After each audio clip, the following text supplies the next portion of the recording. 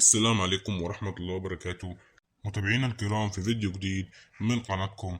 بإذن الله النهاردة هنتعرف عن موعد مباراة النادي الأهلي واتحاد العاصمة القادمة، وهنتعرف على القنوات الناقلة للمباراة، وكمان هنتعرف على الملعب الذي سيقام عليه المباراة.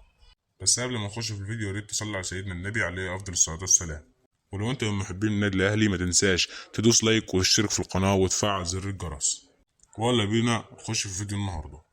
ينتظر محبين النادي الأهلي في جميع أنحاء العالم مباراة الأهلي واتحاد العاصمة الشقيق في لقاء ناري سيجمع بين الفريقين في نهائي كأس السوبر الإفريقي 2023، ويشارك الأهلي بصفته بطل دوري أبطال إفريقيا لعام 2023، بينما يشارك نظيره فريق اتحاد العاصمة الجزائري بصفته بطل كأس الكونفدرالية الإفريقية.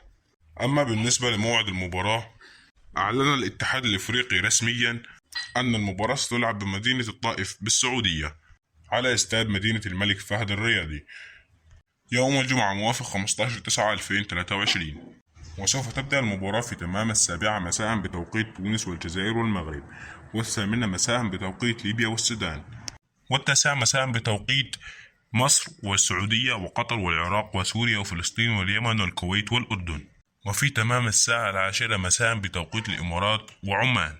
وسوف تذاع المباراة على قناة بي إن سبورت السادسة، وسيعلق على هذه المباراة المعلق التونسي عسام الشوالي.